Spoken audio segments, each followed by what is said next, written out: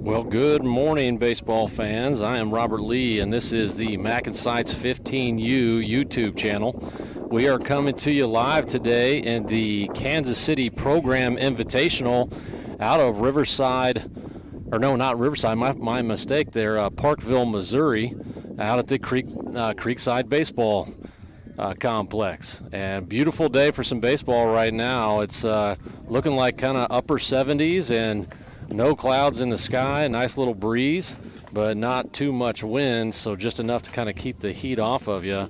I've also got Kevin Townsend here with me. Hey, everybody, and thanks for having me again, Robert.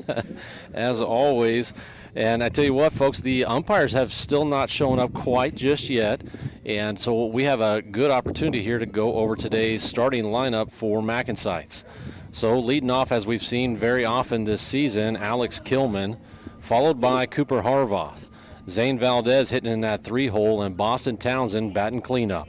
Brooks Carr, Tucker Lee, Sebastian Wingrove, Cooper McCowan, Parker Simons, and rounding out the starting lineup for today is Miles Vaughn. Starting up there on the hill for us is going to be Zane Valdez, and he's been one of the more consistent guys that we've had up there on the bump. He's been dealing, man. He's been really good locating his pitches and going deep in some games. He's getting eating up a lot of innings for us of some really solid pitching. That really has saved quite a few arms, and when you're not having to do a ton of pitching changes, it makes it a little bit easier the deeper you get into those tournaments. Yeah, I mean, that is the name of the game in these tournaments. Pitching seems like it is the determining factor for us as a team. If we start out with solid pitching, even when we don't have run production in the early innings, we're managing to be competitive. But when we start out in a bigger hole, or pitching something, it struggles a little bit in those early innings. So the team kind of follows that energy. That's definitely been the name of the game for us is when we get a good strong start right there, and our starting pitcher's able to get a little deeper into the game. We've fared pretty well. Yeah. And we have definitely struggled when we've not been able to do that. And it's not always up to the pitcher. Sometimes it's defense letting, or errors or things like pitchers might be pitching well, but that it comes down to those runs and runners being on the base path early. Lots of traffic in early innings really tends to rattle us a little bit, I think. 100%. And I failed to talk about who we have in reserve. We do have Harrison Perkins, Reed Satterwhite, and Anthony Sutcliffe. Ryder Votah on the DL. So Ryder breaking a collarbone, and here in one of our games, actually here at Creekside, and looks like the home plate or the umpires have arrived. But a really unfortunate deal there for Ryder, and he's healing up now and starting to get past some of those more painful moments in the beginning of an injury and working towards healing up. Yeah, I know he may be watching the game at home. I know he was present in the dugout for the championship game in our last tournament, and I know the guys were super psyched to have him out there. So if he is watching, what's going on, Ryder? Yep, big shout out to Ryder. And so we have the coaches meeting transpiring here before you on screen right there at home plate. Coach Jake Sawyer. And then I have not talked about who we're facing today. And so this is the BTL Hornets Orange Crush. BTL is between the lines. They are also another Kansas City program. we've not faced them this season so far, and so interested in the matchup. I think I've seen a couple of BTL teams play in years past, but I've not had that opportunity this year. They do have some good clubs. Yeah, this team, so we've got some friendlies on this team. There's one of their players, it would be number 34. His name is Vinny Carpiniello, who played with Boston in high school. He's a Olathe North player. He's got a younger brother on that team, and then there's another younger brother of a guy that Boston played with, John Batten. I don't know his brother's first name, but last name's Batten. So like a couple of guys there, and they were in Arkansas when we were in Arkansas, and I'm pretty sure they made bracket play in that Arkansas tournament. I don't know how they did once they made the bracket, but they I think they went 1-1 in their early games the day that we arrived. Yeah, you bet. And getting into these tournament plays, especially when you have a deep field, that initial draw is so important. And you don't know if you're playing some of the top teams, if it's going to be kind of a mixed bag, or maybe you're fortunate enough and you grab some of those lower teams. As far as just overall capability and looking at how deep their rosters are, how talented they are. But again, when you're playing here in the Kansas City market, you've got teams coming from all over, and that's due in large part to the facilities that we're able to offer. Yeah, we broadcast a lot. I say you broadcast, and I get to be on it a lot out here at Creekside. Creekside, the beautiful fields, the home field, their sister facility, also brand new, beautiful facilities. And we played on pretty nice fields in Arkansas, but I don't think they still don't really touch what we've got here. Absolutely, and so the coin flip goes, and I didn't quite catch it. We've got our headsets on. See the body language here, and swing away, says Coach. All right. So as we've seen very often this season, we lose the coin flip, and we start out at the plate. We're good at it at this point. This is just, it is what it is for us. Although I will say having the home advantage has helped us in at least one win this season. So that being able to be in that position, the other game we had the home advantage, we tied, and also came in clutch in that moment too. 100%. As Game Changer goes live, we'll be able to bring you guys a little bit more on the BTL athletes. We did not get a lineup from the team here in the broadcast booth, so as those names become available, we'll try to shout out to those guys as well. And looking for a good matchup here. So it looks like we're starting off with a righty on the bump.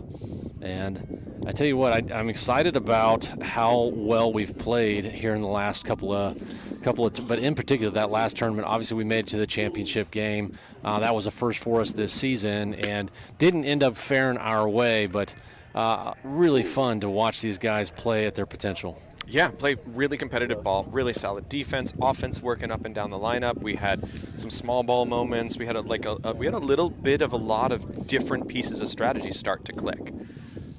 And that's such a key thing for us. I think just getting on base and then getting around the bases. And you just spoke about it, but that small ball has really kind of been a big difference for us. It's something we did not do in the early games this season. I think it was kind of a little bit of a feeling out period for Coach Sawyer as he's trying to learn each of these guys, what their capabilities are, and maybe how to put all those pieces together. Yeah, and which guys, they all at this point should be able to bunt, right? But who can bunt under pressure? Who can lay it down on either side? And which guys on base? And you got lineups, you got hitting abilities, bunting abilities. There's so much juggling going on just to try to figure out how to solve that problem. Well, it looks like the warm-ups are all complete, and the game is going to be underway. Leading off for MacNSeitz 15U is going to be Alex Kilman.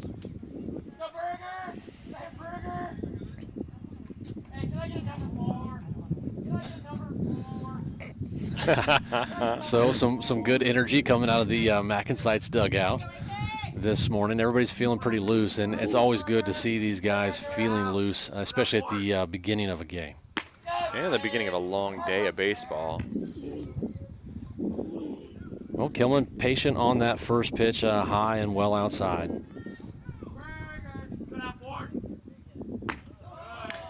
Another one misses the zone up.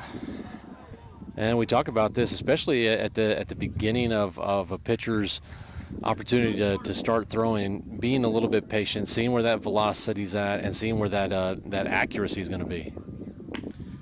Makes somebody a good leadoff hitter. That one right on the top edge. I say that one's a little bit marginal, goes for a ball. But this is what you want from a leadoff hitter. So a 3-0 count. Gets the call, comes down just a little bit, makes the zone on that 3-0 pitch. And so now a hitter's pitch count right here. But patience pays off, and AK ends up on. So MacNSeitz with a leadoff runner now, and that'll be for number 1, Cooper Harbaugh. So seeing a lot of pitches in that first at bat, it helps the entire team. It doesn't just result in a base runner. It really gives a little bit more intel for our guys. And the catches the inside edge for a strike there.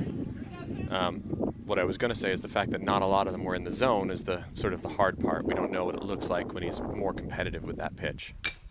Ball in play, a little chopper. Third baseman is going to handle it, and that's going to be out number 1. But he does advance the runner. So now pitcher-catcher going to get on the same page about signs. Runner on second. They want to make sure there's no chance for him to pick up the signs and relay it to the hitter. So Kilman rounding that second base and living maybe a little dangerously, but kind of gives you some insight into the first baseman and maybe the BTL organization, how they went ahead and made that throw, tried to come up with a play there. A little bit close, but Kilman made it back to the bag safely. It maybe also shows you our guys' aggression and trying to be aggressive on the base path. Foul ball left side. So this is number 35, Zane Valdez. Their starting pitcher for the day. So Zane had a pretty good tournament at the plate here this past just 2 weeks ago. Kind of found that bat that we've known has been there all season, but really kind of starting to kind of put it on. Yeah, the last game he pitched, Five Tool named him player of the game for that game for both his hitting and his pitching. He was outstanding that game. So good lead at second. Pitch, of course, working from the stretch. That one misses down. You can see Kilman getting a good secondary, trying to take advantage if the ball's put in play here and make sure he ends up on third or better. So it looks like a little bit of a tight zone here to start, right? It would seem so. We'll see how that progresses as the day goes on. Catches the top part of the zone, so I think he's sort of on the outside edge of the plate. Looks like a little bit more likely to call it for a lefty. Pretty ball earlier.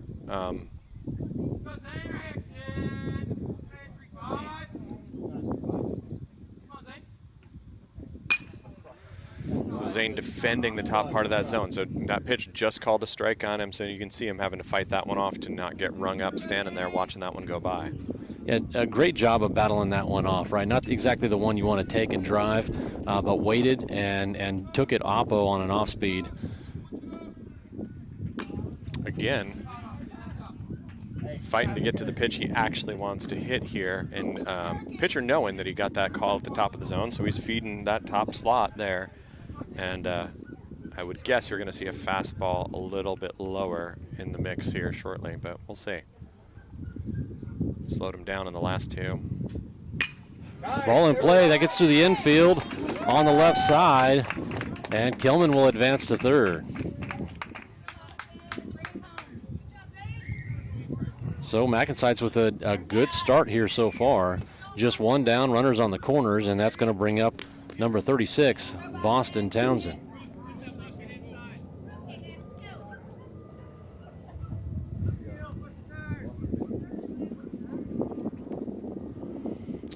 BTL catcher makes his defensive first and third play call out to his team, and Boston steps into the box. Okay, shimmy watch is low shimmy today.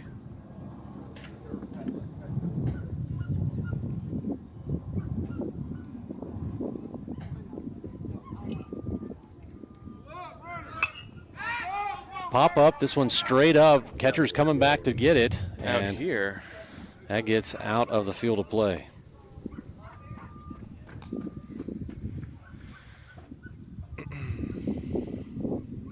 So Boston's another one of those kids that had a pretty good tournament at the plate here this past tournament. Yeah, not too bad. Not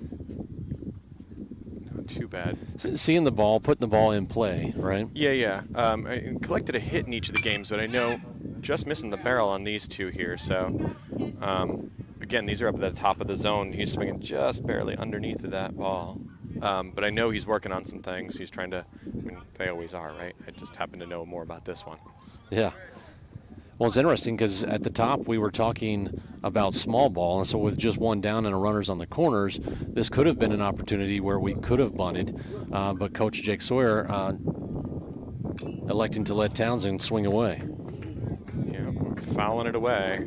Again, pitcher living in the top part of that zone there, so good job getting the bat on that ball. His job now is just to keep making contact till one falls into the zone.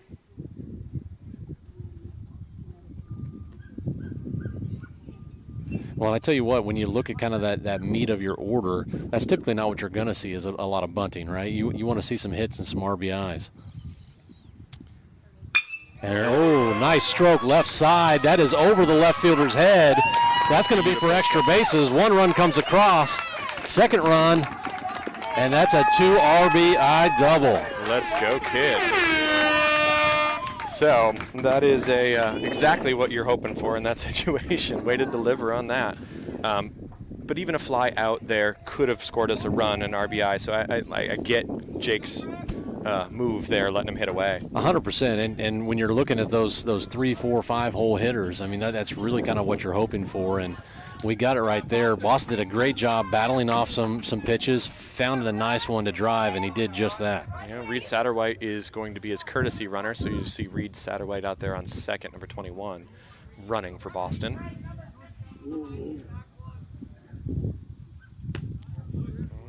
Brooks Carr in the box takes strike one. Brooks had a great weekend, too. He put tons of balls in play. He got that head out and was able to put a ball in play really frequently in our last tournament and ended up coming in clutch in a couple of really important situations. Yeah, interesting, not always, driving the ball with great velocity, but moving his hands to the ball and kind of getting a little bit deeper in some of those counts, but, kind of almost hitting bad balls at times, but putting them in spots and collecting base hits on it. Absolutely. Ooh, strike at the bottom part of the zone. So that was an excellent pitch there. Yeah, exactly. We talk about that a lot of the time. Sometimes you just need to put a ball in play, and it goes right up the middle. Like he was on time, saw it well. Chopper to the first baseman. So that'll be out number 2, but Carr is able to advance the runner. And that'll bring up number 27, Tucker Lee. Hey, I know this guy. I know him pretty well. I tell you what, he was telling me last night he's feeling good. Love it.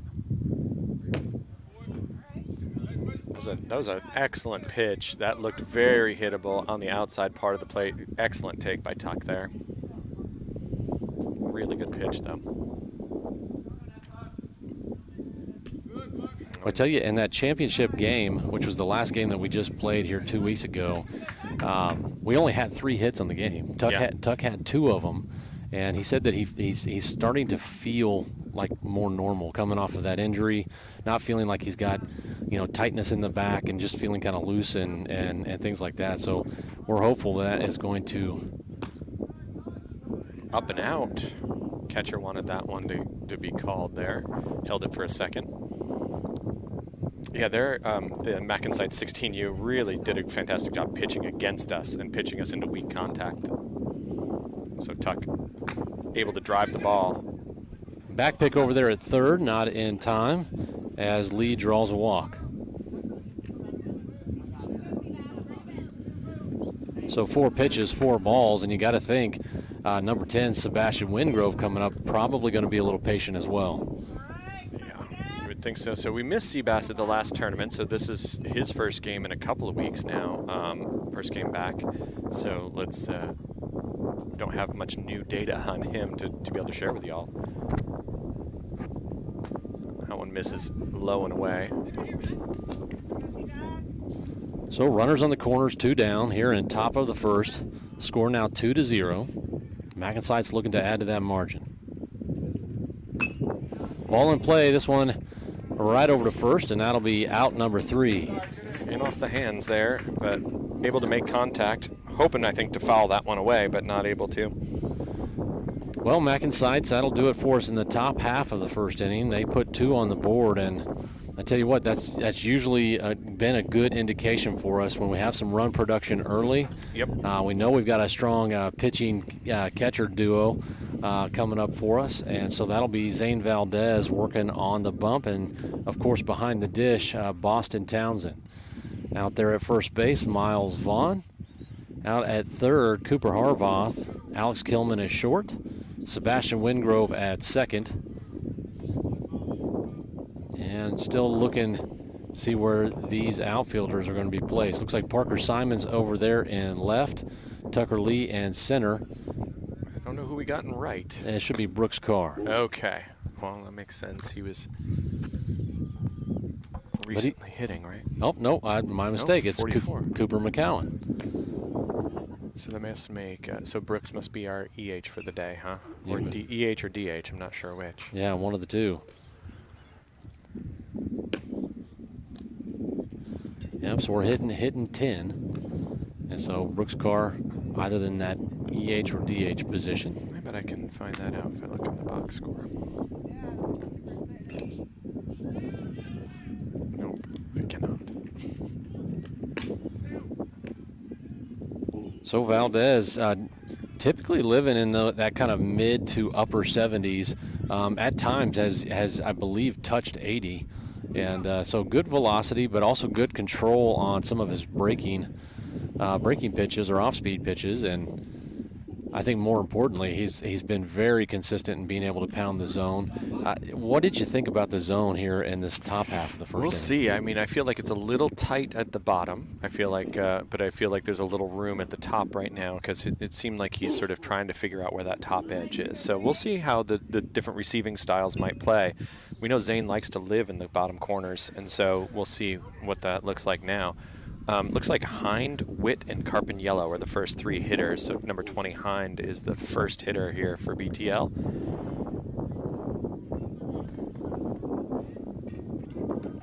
So Valdez steps on the rubber. He will work from the windup. So outside lower corner, not as live as we'd like it to be right off the bat. So we'll see how that adjustment gets made. And he brings it back in just right over the dish for strike 1.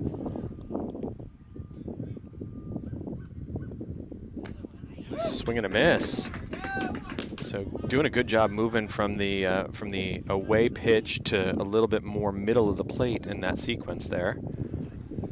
Notice the batter kind of stepped up in the box here a little bit towards the plate.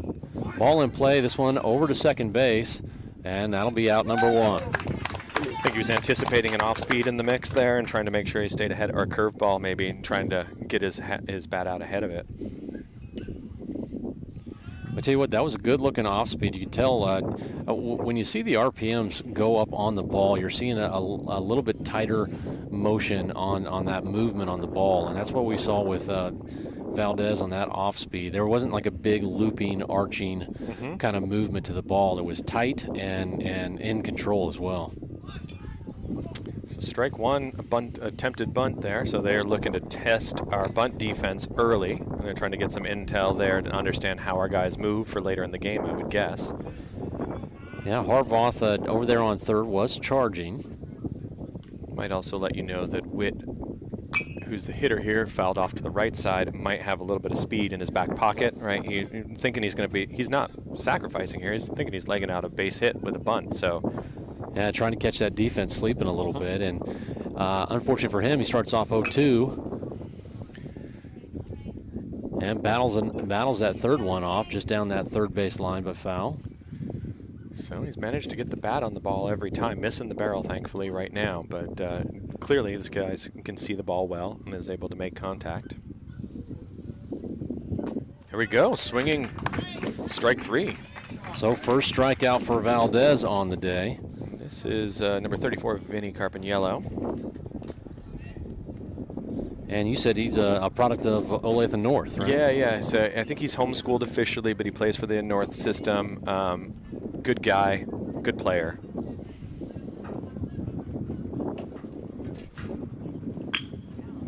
Ball right up the middle. Valdez just narrowly misses it. And Kilman's able to stop it from going out of the infield. But yep. Beautiful sliding play there. Carpiniello attacking first pitch to drive that one up the middle and get their first base runner of the inning.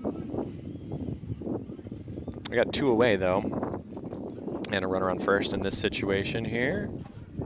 Don't have this hitter's name just yet. Once it pops in and populates, I can share that with everybody.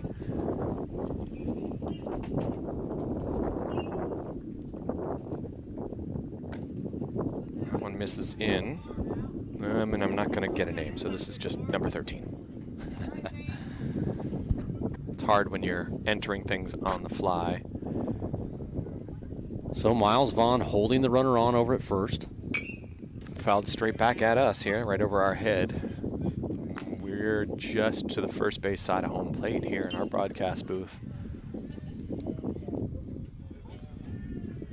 Cannot get over how beautiful it is right now. I'm so thankful. It is absolutely beautiful. This shade makes all the difference here. Little pickoff attempt over at first. Runner is back up safe.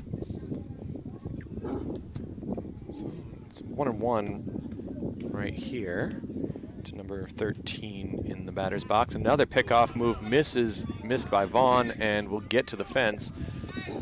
Vinny rounding second a little bit, looking a little.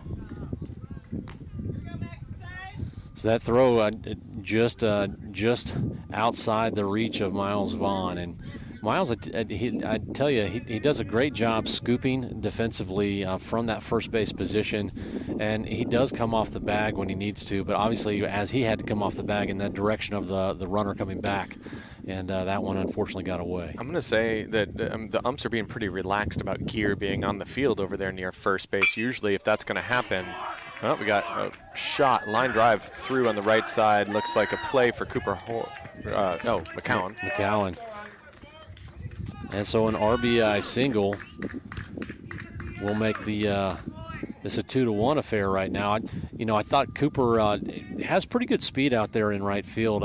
Sometimes he doesn't take the best lines at it, but I didn't think he did anything bad there. It was just a sharply hit line drive, and it did kind of get past him, so he had to run at an angle to get it.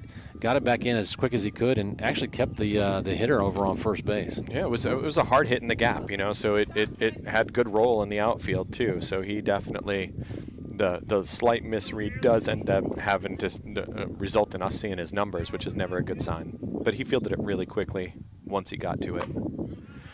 Miss in the top of the zone there. It's a 2-0 count. 2 away, runner on first, getting his lead over there just on the edge of the cutout.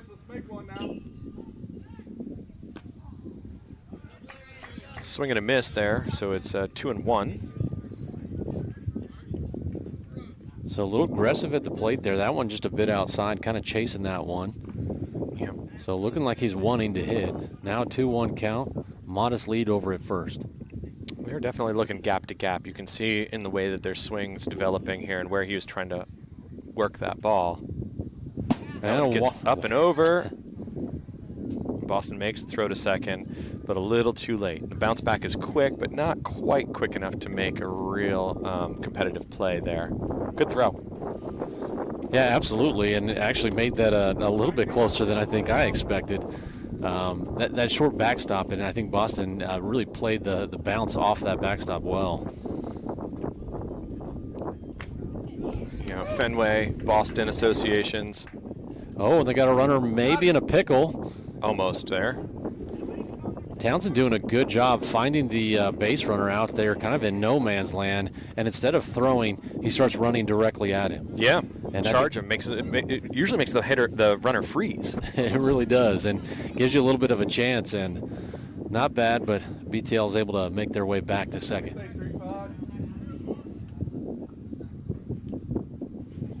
So full count here. Fouled up and over our heads here. So I was starting to say there's gear on the ground over there by Miles Vaughn from one of the earlier base runners, which is not something a lot of the umps typically allow, as it could be an obstacle for him making a play over there. Swing and a miss, drop third strike. Boston will throw on to first to complete the out. And so BTL comes up with 1, and our score now 2-1. Not too bad. I thought Valdez looked good. Comes up with two outs relatively quickly. One of them which was a strikeout. Yep. And then gave up a what is it? It was a single up the middle, and then that one gapper. Yep. So BTL swinging here early and making good contact. Yeah, looks like we could have a good matchup here. Yeah, I mean, it's a solid team for sure. That's a team of hitters, and they're aggressive at the plate, and I feel like they're looking to move their guys. So I think that means our defense has got to be dialed in, right? Pitching's there, defense is looking good so far. So we had one leak away from us over there at first, but really looking pretty good so far. Well, BTL makes their way out onto the field, and they'll warm up. We'll go on a short break and be back when the action resumes.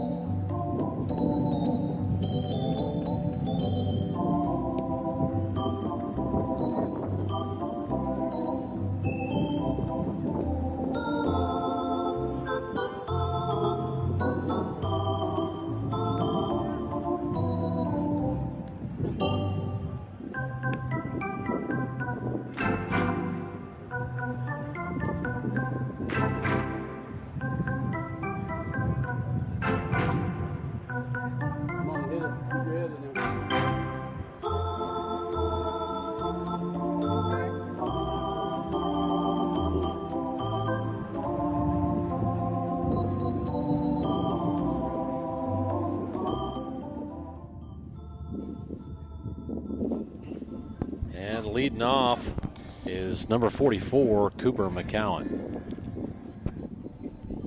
Yeah, and then it's Simons and Vaughn to follow. So there's our 1, 2, 3. First pitch strike. So let's see who their pitcher is. I think, Hekila maybe is the last name. It's Heikkila. Not sure, but their pitcher, number 22, Hekila, there's 1-1 on this batter. Foul back, 1-2. You gotta protect. You got 2.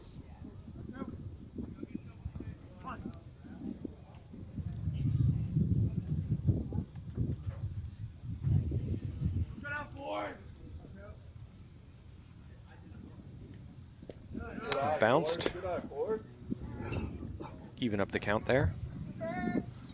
So McCown now at 2-2. Pitch of electing to work from the stretch rather than the windup, even with no one on. Swing and a miss, but a drop third strike. We'll see what happens. And completed. Catcher throws on to Carpiniello to complete the out. So 1 away. Now that'll bring up number 18, Parker Simons. Simons defensively kind of moving a little bit all over the place here for MacNSeitz this season. Plays a little bit of infield, a little bit of outfield today, starting out in left.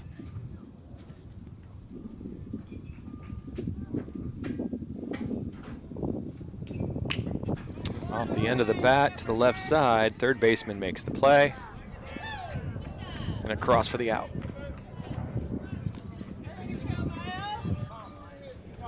Well, in BTL,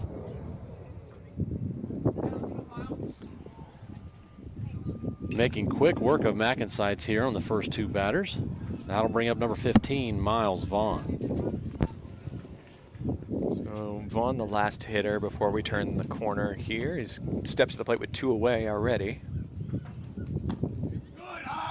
I'll tell you what, in that last tournament, we had some good luck with 2 outs, didn't we? We did a lot of damage with 2 outs and scored a lot of our runs that way. So if we can keep that mentality here.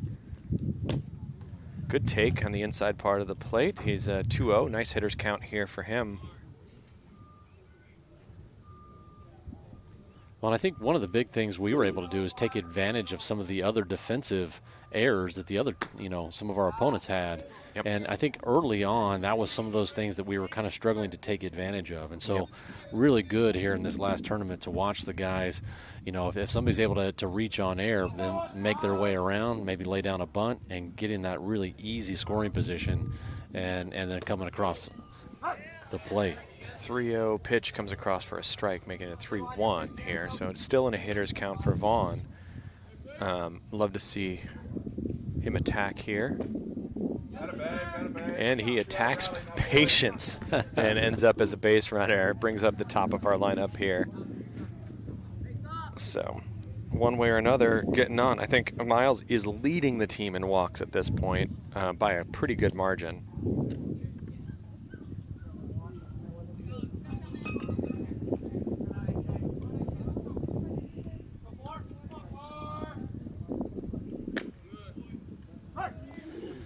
Called a strike, and Kilman took a long look at that one on the way in.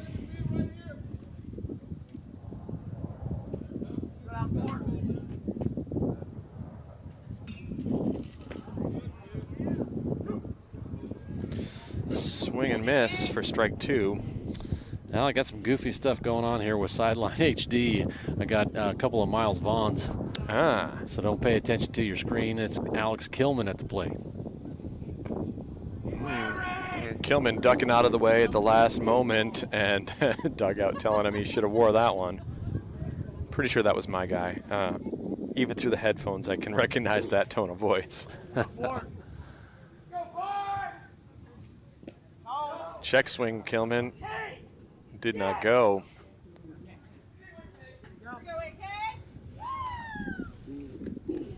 Catcher wanting a confirmation from the field ump.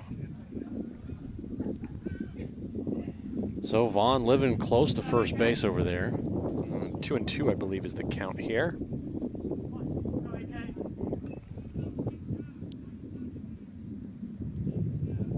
Swing and a miss.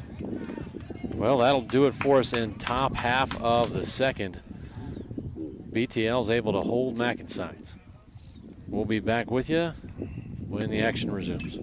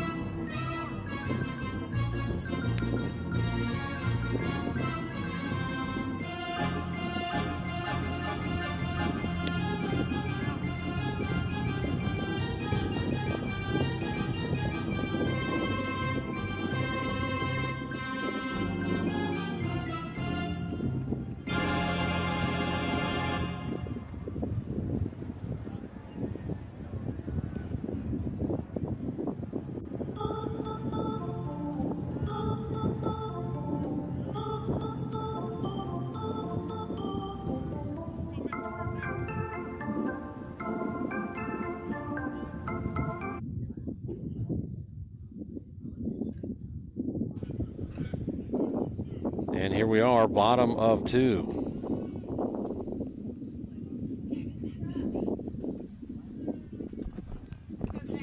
Zane Valdez still up there on the bump for MacNSeitz. He'll work from the windup. First pitch on the outside edge is across for a strike. Great pitch. Really good looking off speed right there, and you know you have some confidence when you're throwing that in on important pitches and starting off that first pitch strike. Always important. And really trying to mix up his looks, trying to dot that low inside corner there on the second pitch to really get that eye line kind of pulled back in.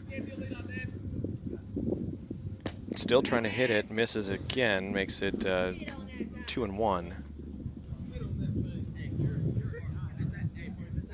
This is the starting pitcher for BTL at the plate. Misses the outside part of the plate, trying to come back with his off speed. It's definitely a little further out than the first one, and tailing even further as it came across. So. Missed that fastball high. That'll be ball 4, and BTL with a leadoff walk. Feels like he's sped up his delivery a little bit. Like it feels like the first pitch was real confident and at his normal pace. The subsequent pitches felt like they were a little bit more rushed than the earlier. I don't know if they're trying to switch tempo up a little bit. He's just trying to find that groove again with a slightly quicker tempo.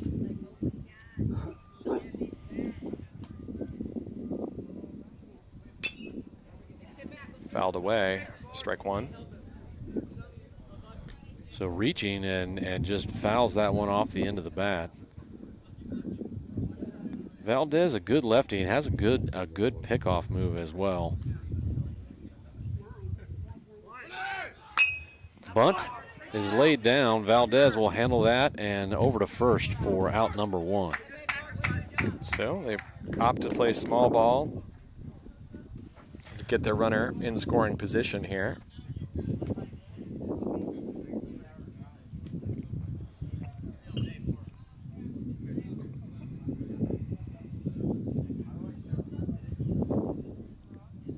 So don't have intel on the name for this particular hitter. The last one was Cohen.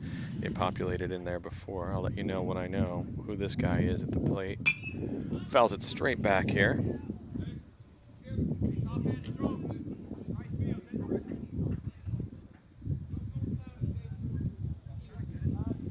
So this is Justin Carpaniello. So this is this guy is I think he's talking to one of the other parents on the team. I know he's Vinny Carpaniello's younger brother. He's going to be in 9th grade this year, coming to the high school. So this is his rising freshman year here. I also heard an intel he's either number 1 or number 2 on the team in doubles. So good hitter.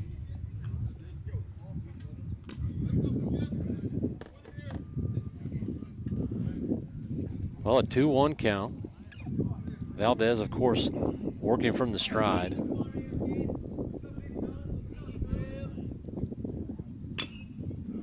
Fouled away.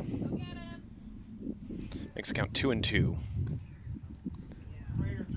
Now Kilman continuing to work back and forth behind the base runner over there at second, trying to keep him honest. And I've not seen any type of outlandish lead. Now Wingrove working back and forth over. So that middle infield tandem doing their job. Swing and a miss for the strikeout. Number 2 on the day for Valdez. That gives us 2 outs. I believe this is going to be Batten, the younger brother of a player that Boston has played with. I think that's who this is.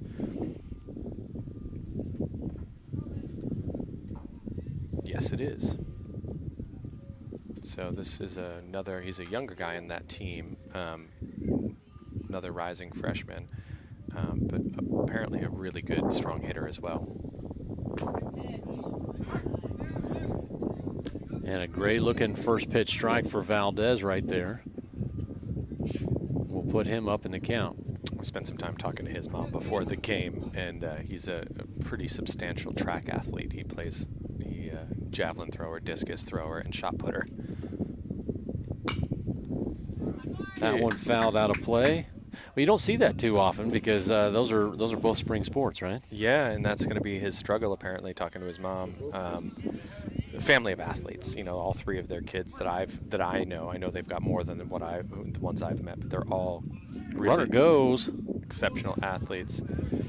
Ball in the dirt means that there's no chance to throw there. You know, it's interesting as you look at, you know, the middle child, the youngest child, and when they've grown up and watched, you know, big brother, big sister, and those younger guys and gals just really have a strong advantage because they kind of grew up around it a little bit more and always trying to play with their older siblings. Yeah, that sounds like it's very much the story in this family. I know their daughter is a track athlete that's at Emporia State, and I think he got into discus because of seeing his sister throw. Well, 2 down right now, 1-2 count. Valdez switch back to the windup. Misses the outside edge. There's a great pitch, but not catching enough plate to get called a strike there. Well, some good plate discipline for the batter. Makes it 2-2. So Landon Batten, swing and miss, drop third strike. Player kicked the ball, makes it an out. But Boston throws on to complete the out after the fact anyway. Well, that'll go down as another strikeout for Valdez. 3 on the day and holding BTL even as they had an early base runner. Yeah, I like the defense staying strong there and making sure that base runner didn't materialize into anything. And solid pitching to get us out of there. Against arguably, I guess from the conversation I had with one of the parents, the last two hitters there are two of the strongest hitters on that whole team apparently. So we did a good job getting out of a part that turns out to be the meat of their order. I'm sure they're stacked with other good hitters in that team, and we still got much to worry about. No doubt, and you know we've talked about that quite frequently, where we've actually had some good opportunity in the last half of our order, and coming up with some big hits and some big runs in some of our bigger games. So, pretty much anybody on your roster can be a threat. Yeah, I'm so. People that know me know that I love watching Red Sox baseball and stuff, and so the Red Sox have been doing something very different this year and putting one of their strongest hitters in the 9 spot. And so they've got a guy that has 10 of his 11 home runs hitting from the 9 spot. Speed on the bases, they put him in that spot, and then they have their best hitting guy in the 1 spot. So they're turning the corner, and the run production from the back half of their lineup to the top half of their lineup has been exceptional this season. So there's some new strategies of maybe not putting the guy that's not hitting as well in your last spot, but putting him in that sort of 7-8 spot and stacking that 9 spot with somebody who can really drive the ball. And I feel like when you've got guys that can hit and play different positions, it gives a coach flexibility to do that. I think we've got some of that flexibility, and I got to imagine other teams we face have got that kind of mentality too. Well, that'll bring up Cooper Harvoth to the plate. Bounced up and off the knee there. We talk about sometimes the sponginess of the turf as being a real thing.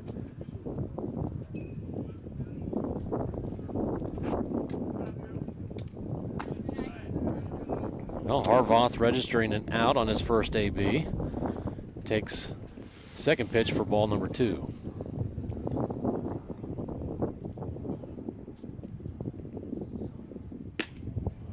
Catches the outside part of the plate. Yeah, that was a strike for us earlier. A strike in this situation as well.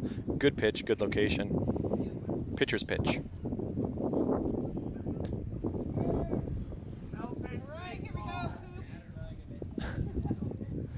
And so that one coming inside. Now 3-1 count. And a good opportunity for Harvoth to get something going here. Drives that one into the ground. Right over to shortstop on a chop and ground ball for out number 1. And that'll bring up number 35, Zane Valdez.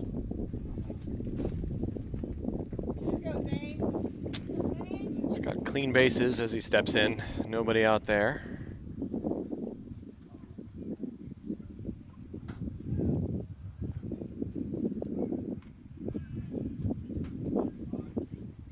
So Valdez, the first lefty in the lineup, but a number of lefties up and down the roster. Yeah, we are blessed with a bunch of guys hitting from that side of the plate, and it gives the coach the ability to play with that too. Do you go left, right, lefty, lefty, righty? Nice shot. And a beautiful single line drive just over the infield for Valdez.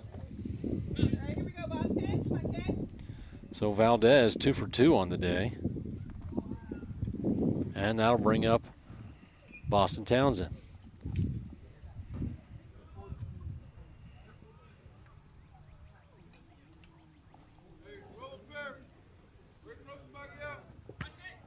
Courtesy runner over there at first for Valdez is Harrison Perkins. So Boston's job here is to avoid the double play ball. Whichever way his coach wants him to go with it here, but avoid that double play ball. Really solid at-bat in his last at-bat. Fouls that one out of play right side. Looking oppo there. And fouling off a number of pitches before he kind of found a good one to drive and ended up with a 2 RBI double.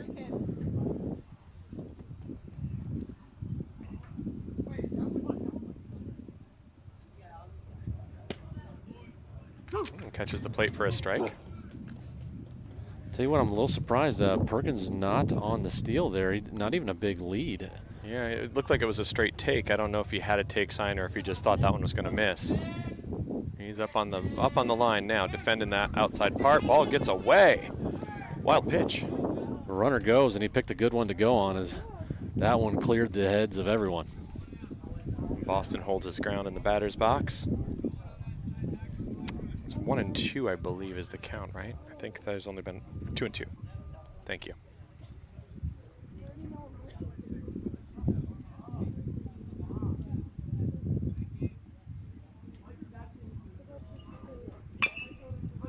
Fouls another one away. Again, that pitch was up at the top of the zone, just trying to hang, just trying to make sure he gets a chance to get another swing. Our guy's been doing a good job of that pretty much. Batter after batter has been able to protect that upper part of the zone, which is nice to see.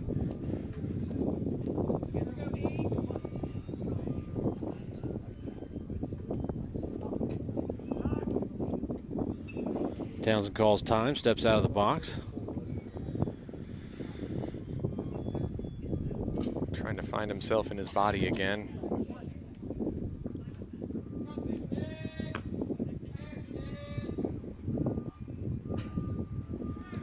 Oh, runner goes. And he is up safe. Yep.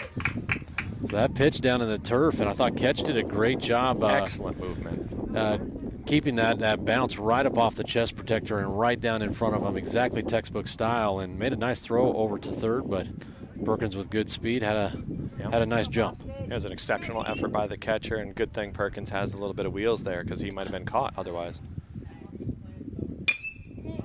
Ball in play, this one over to third. Perkins will hold. Boston saying it fouled off his foot on the way to first, but not seen by the ump.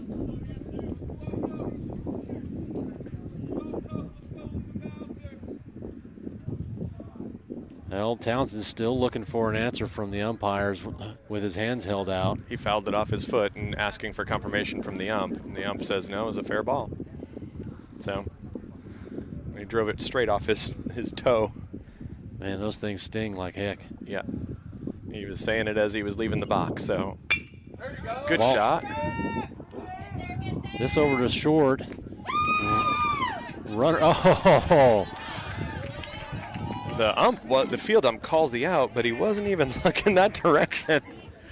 I think he probably was out. I just am not convinced that ump could see it because his head was turned the other way when he was making the call. It definitely was not a strong ruling right there as he kind of looked to the home plate umpire for confirmation, and the home plate umpire did confirm the out. Yeah, I don't think it would change the play at all. It just was funny that the guy he literally whipped his head around at the last minute to make the call. Well, folks, that'll take us to bottom of the third, and we'll be back.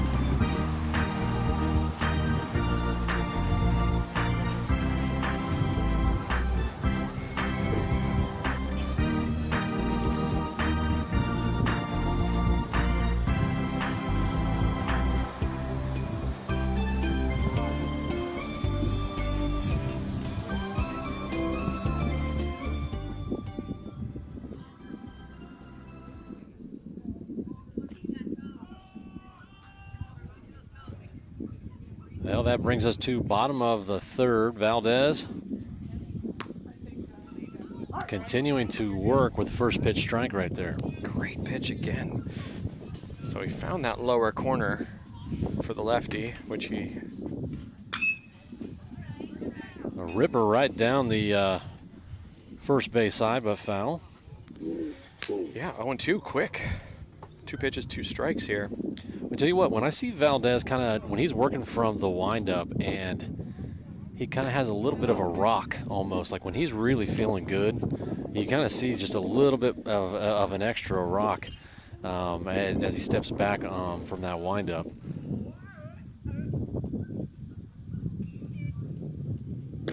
Missing the top part of the zone there. So I believe this is our top of their lineup again. I think we're back around here, if my memory is correct. Yes, this is their leadoff hitter here this inning and in the first inning. So 3 straight pitches trying to hit the top of that zone and not able to make a successful throw to get that part of the zone.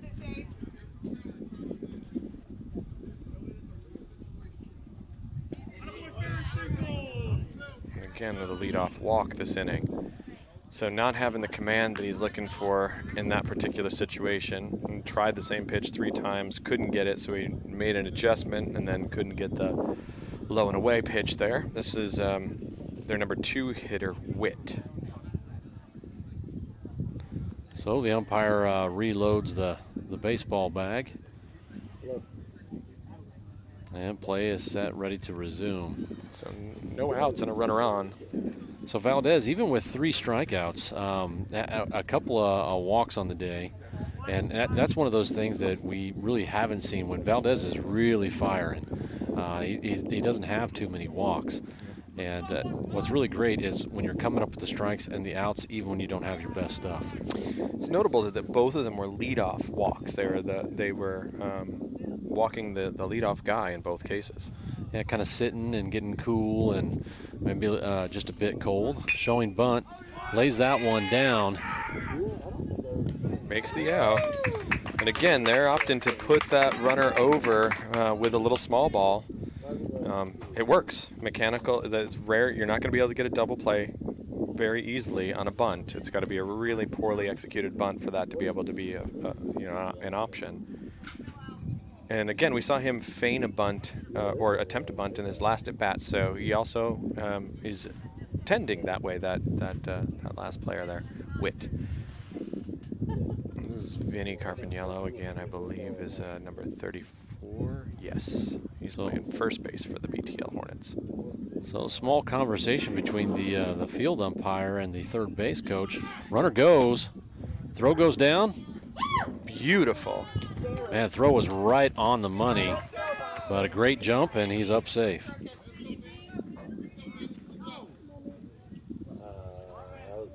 He got a very early jump there.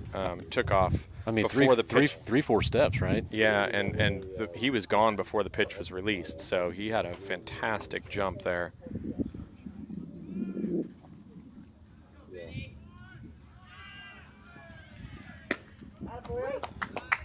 So he's trying to be a menace, the base runner on third, and a distraction, stomping his way down third base, trying to get the catcher to flinch.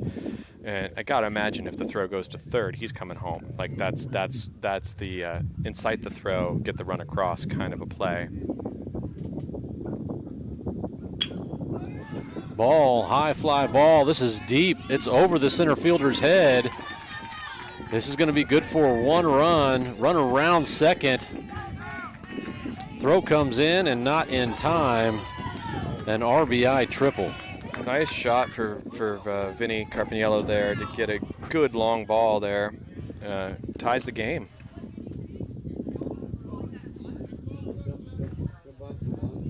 So well hit ball.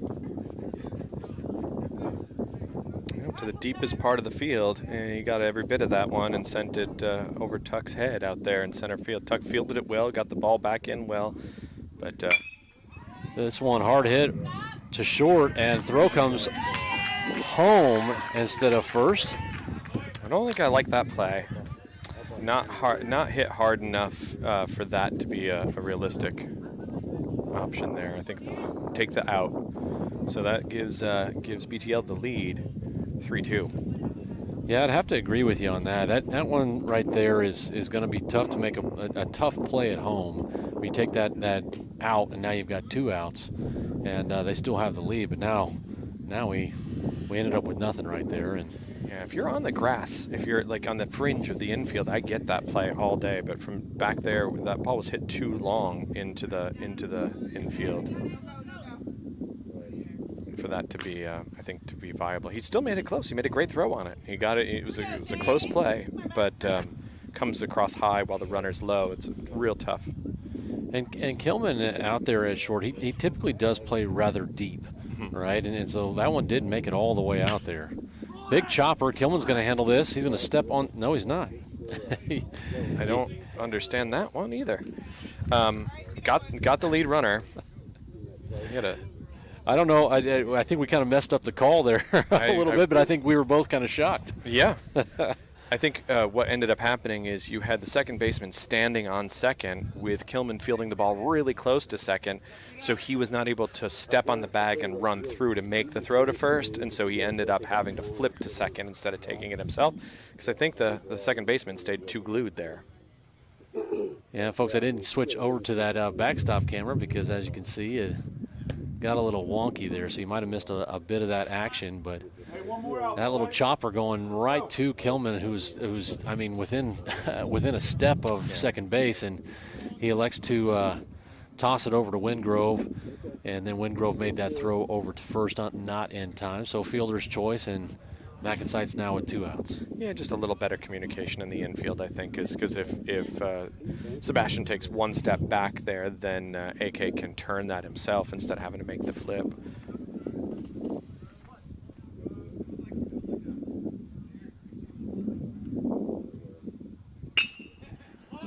Hard hit ball. This is going to get through the infield off the glove of Harvath. Everybody's safe there. So now you can start to hear their dugout chirping a little bit. It's starting now that once they get up by a run, then the chirping starts here. We got 2 outs here, 2 runners on. First and second are the runners. Well, a well-hit ball. I thought Harvath moving to his left really didn't have too much of a chance except for maybe a stab at it, and that one got through the infield. Able to knock it down.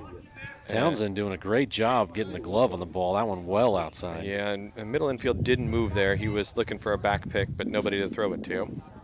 So yeah, good move. Caught that runner in no man's land again.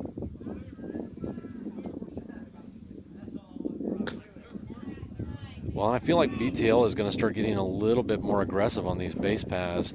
It looks to me like they're really trying to time Valdez and his delivery home. Yeah, you can hear the third base coach is cueing them how many steps he needs to get to be able to get that steal off.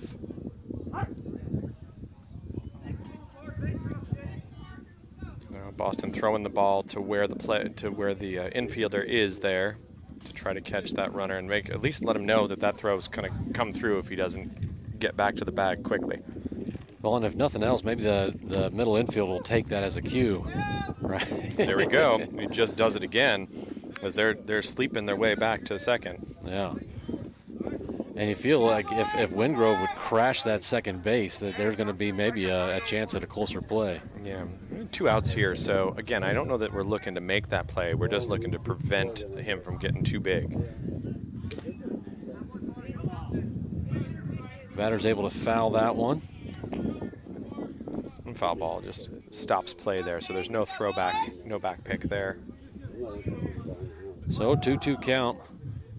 Batter earns his chance at another pitch.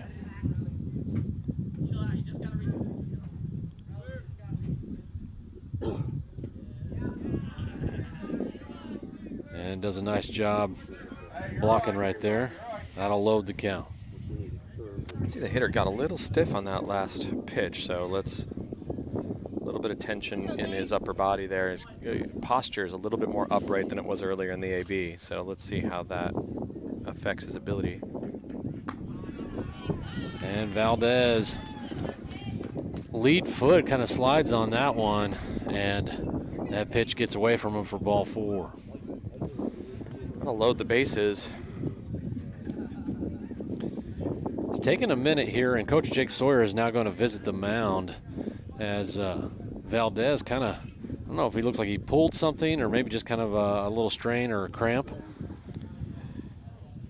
Looked like he hyperflexed that knee when he hit the skids there.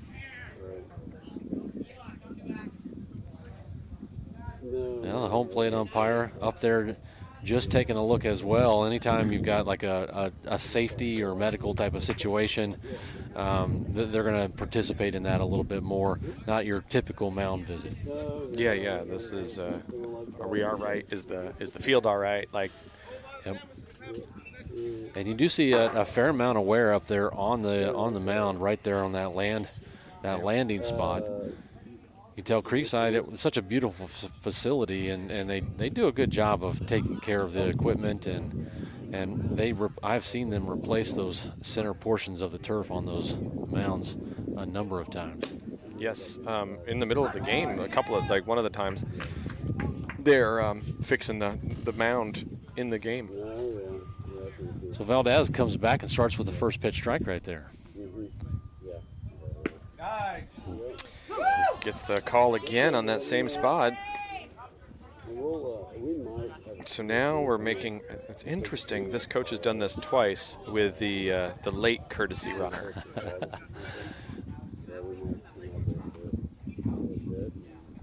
Well, the bases are loaded, 2 down, bottom of the third.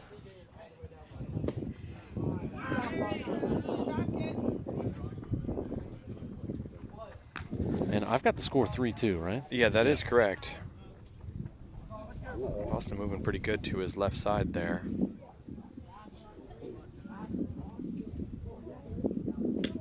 Swing and a miss for the third out. Nothing comes of that, bases loaded. So good job for our guys working out of that. They allowed 2 runs that inning to go down for the first time in the game, but able to get themselves out of that bases loaded situation successfully. Valdez able to pitch his way out. Absolutely, and a tight matchup so far with that now 3-2 game. And you got to figure if we can just keep it tight here, we will continue to have a chance as the innings wear on. Yeah, I do think that I would not be surprised to see some small ball if we get base runners early right now, because it has worked for us in the past. It is a tight game right now. Pitching's been pretty good all the way around for both teams, and so hits they're coming, but they're maybe only a handful, 2 or 3 hits apiece. I think the BTL collected their most hits in this last inning. I think they got 2 this inning, but I think that's only 3 hits on the game for them still. So it's limited good contact so far. If we can change that, that'd be fantastic. But if we can't, we can move them with some small ball. Absolutely. And from a defensive perspective, I think both teams have played pretty well. We haven't seen a ton of errors or anything like that. And so that is going to bring us to the top of the 4th. Leading off, number 27, Tucker Lee. Shoot, and I forgot to fix my doggone camera. Between innings. Oh, I can go do that between innings. I can't do that right this second, though, because I'm busy filming this guy, this hitter. Just a bit up on that first pitch. So Lee with nothing to hit so far today. That one well outside. Sees one he likes right there, but no contact. Walks on his first at bat, so looking to see what he can do, putting one in play here if he gets something in the zone to drive. Another one up and above the zone there.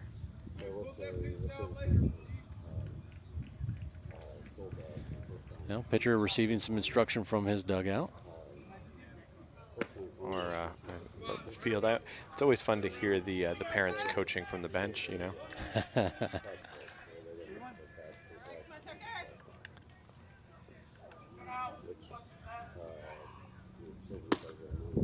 Ooh, drops it in, just slices the top part of that zone there and gets the call. Tuck asks the umpire, confirms kind of where he thinks maybe it was at. And now full count. And he goes down swinging. Swing and a miss. the conversation, you know, a lot of times is that the top? Like, meaning, is it that's the top of your zone, there's not more room above, or is that the bottom? You can hear the guys sort of check in to understand what they got to defend. Well, that'll bring up number 10, Sebastian Wingrove.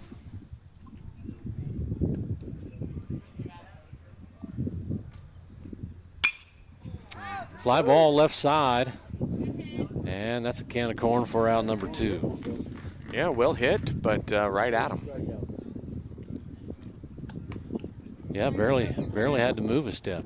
Well, that'll bring up number 44, Cooper McCown. It was a good effortly swing, though. I mean, he got the barrel to the ball and just clean through it. It was a really nice hit. Just, again, just not quite where they weren't. This one, another fly ball, and shortstop handles that, and a quick 1-2-3 for the BTL Hornets. Good, efficient inning for them. Not necessarily best case scenario for us. Well, we'll leave you with a little music and back here shortly.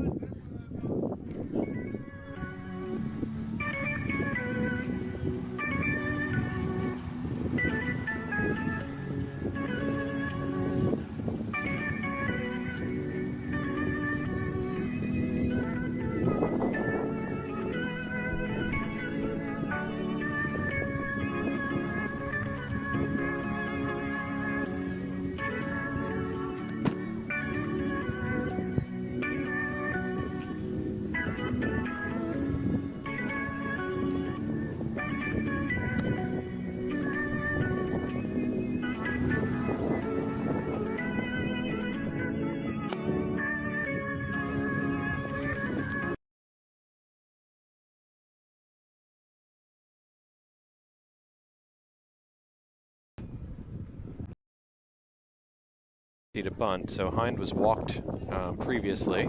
I imagine we'd probably say knows what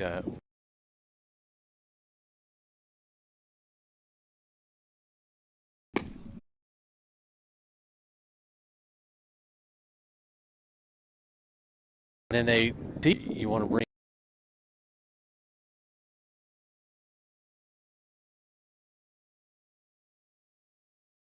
stay on the bag side, the home plate side of first base.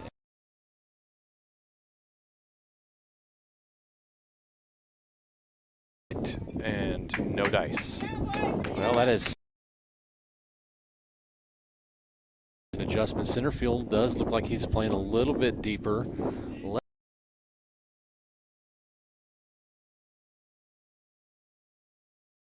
Swing and a miss from Carpiniello.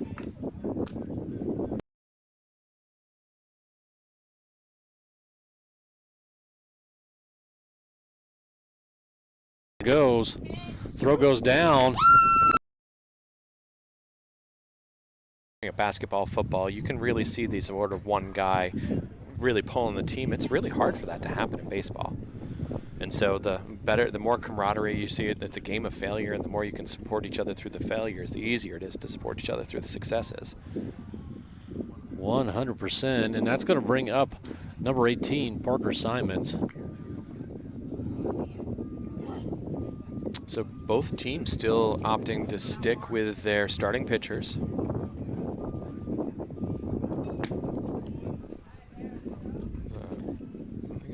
Misread on that pitch. Good swing, but ball well below the zone there. So 2 pitches, 2 strikes, both of them swinging. And Simon's yet to make any contact.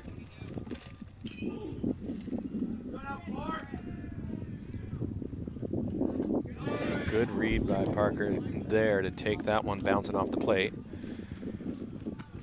Definitely kind of triggering those hands and that hip, and did a good job laying off that one.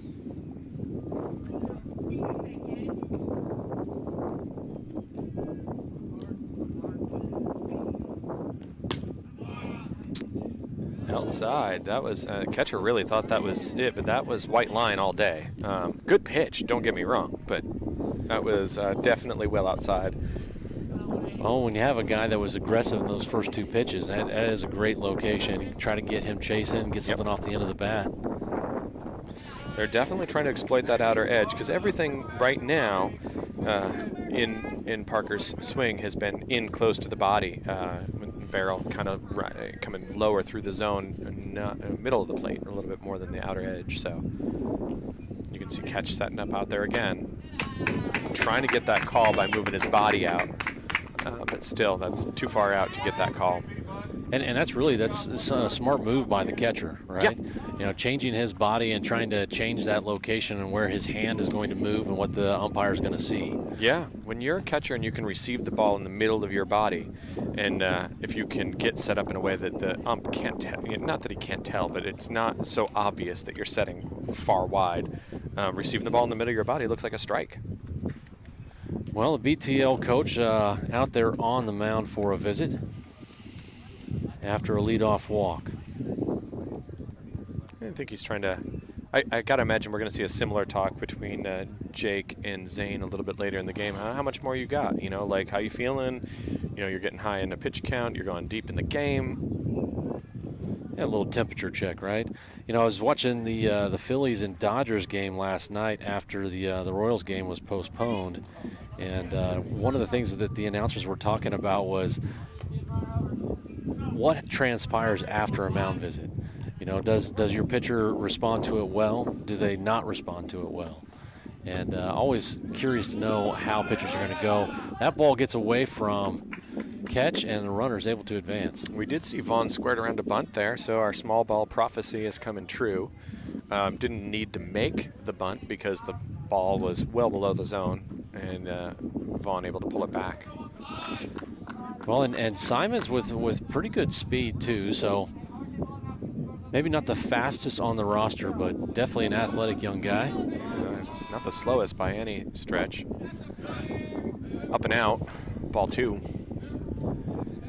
And so now, do you let Vaughn swing away, or do you try to move Parker over to third, and we got just a one-run game here? Look where the left fielder is playing here, and you look where your shortstop is playing. There's a huge gap on the left side here, 4 miles to be able to drive one. So if you can get on time here and send one to that opposite field, then that runner is going to have a good shot at ending up on third and maybe even getting in. Well, and you were talking about they've been setting up on the outside, so that would be Vaughn does show bunt, tries to lay it down, and not able to pull it back, so that'll go for a strike. Yep, they're working away. They're trying to get a weak ground ball here. Gosh, if you go oppo as a lefty, there's a good chance for you right there.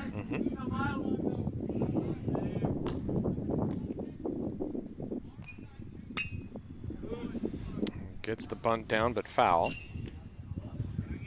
So now we're going to see him swinging away here. Miles got some power, so he can hit the ball pretty well. So now if we can swing away and get some grass here on this hit, we can scratch that run across and get this game tied. I think what's always interesting as a hitter is when you've been asked to bunt and then the bunts don't work out, but you're now able to see that pitch.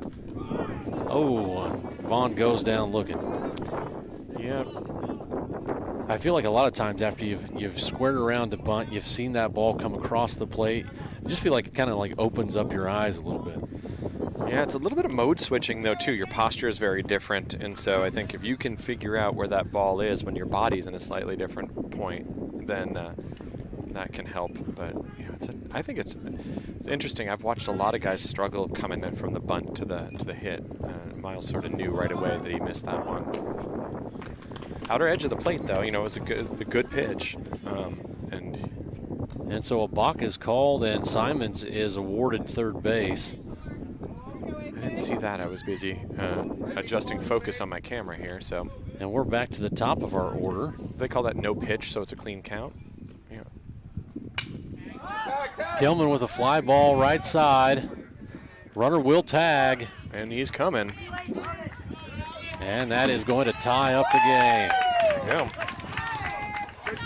So, opted to use the fly ball rather than the bunt to get that runner over. The balk helped a little bit. We might have ended up on third with that play otherwise, but man, balk helps us get that run in and tie the game. So a nice job by Kilman. And that'll bring up number 1, Cooper Harvath.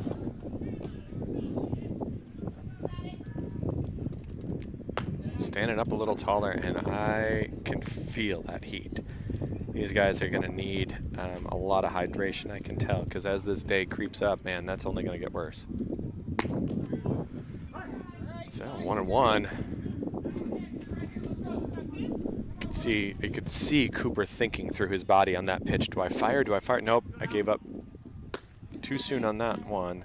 That one comes across for a ball. So Abel really, really focused on where the pitches are coming in here in this at-bat.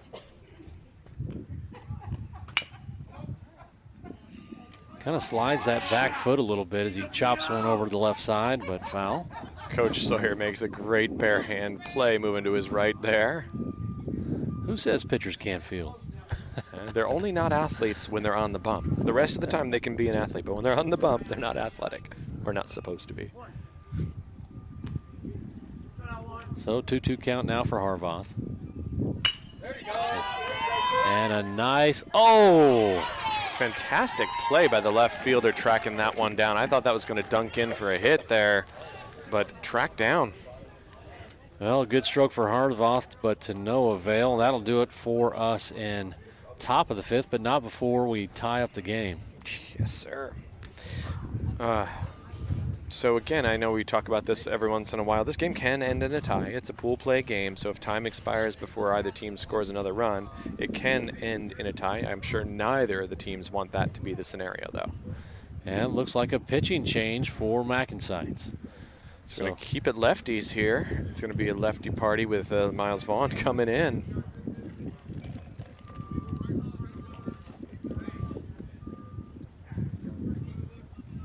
Well, Miles struggling with, some arm tenderness, I think. Maybe a good way to characterize it. Kind of holding off on a couple of different games where he just didn't play at all, not out in the field or pitching. But, a big lefty, good control at times, has some decent velocity, and has struggled with control at times as well. But he's been missed in that pitching lineup when we're getting a little deeper into these lineups. So how fortunate is MacNSeitz to have, I think, 4 lefties that are able to pitch for us. Yeah, and I think the other thing, Miles not pitching in a couple of those games because of arm soreness, to me it also shows a tremendous maturity on a part of a player to advocate for what their body needs and stuff, like not feeling like I got it all, and then rather than going out there and risking injury, or the flip side is sort of risking your team's game because you're not 100%. I think that's a real mature approach, and for me it's kind of exciting to see a player know themselves well enough to be able to communicate that to a coach in a confident way. Well, warm-up's all set, and we'll see how Vaughn is able to start here in bottom of the 5th. So we mentioned the last out of the previous inning was made with the throw down to third, so you're going to see the same hitter step into the box, Carpiniello, who was in the box when the third out was made. Yeah, so new pitch count, another opportunity to do something for his BTL Hornets. And really quickly, Boston and Vaughn getting on the same page. And then what I really like is that Zane Valdez moved over from the mound to first base, and he comes up and talks about what he was seeing as well. Yeah, love the communication that we're seeing out there from this team right now.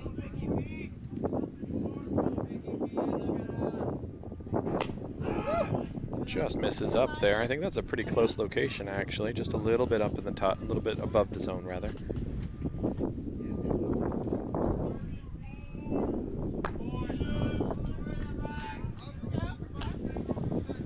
So 2 pitches, 2 balls, and Vaughn looking to kind of find that zone. Great pitch. So everything up and on the outside part of the plate to Carpiniello at the beginning, and this one comes back in towards his hands. Really nice sequence there to come back for that first strike.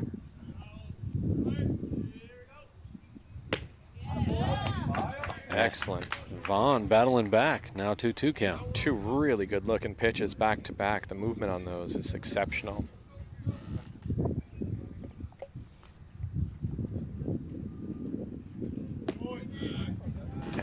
for that one. You're right. It is a little bit of a delayed read on the pocket radar. Yeah, I don't know what's going on with that. It's reading, but it just is taking a second there.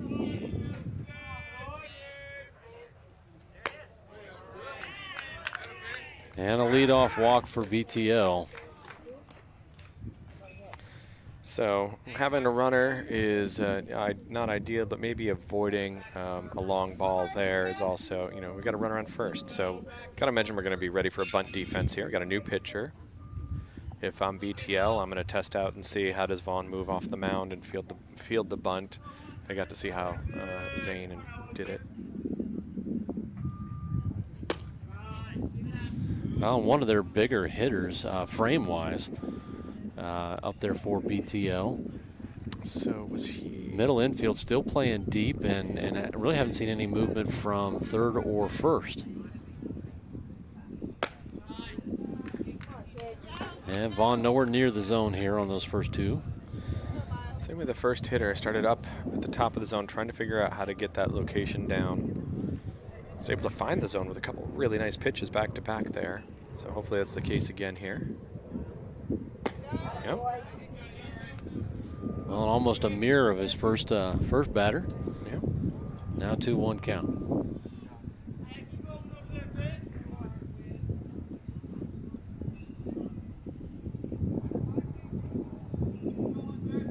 Runner goes. Throw goes down. Miles got good stuff, so if he can get that fastball at the top of the zone, that's going to be pretty hard for them to hit.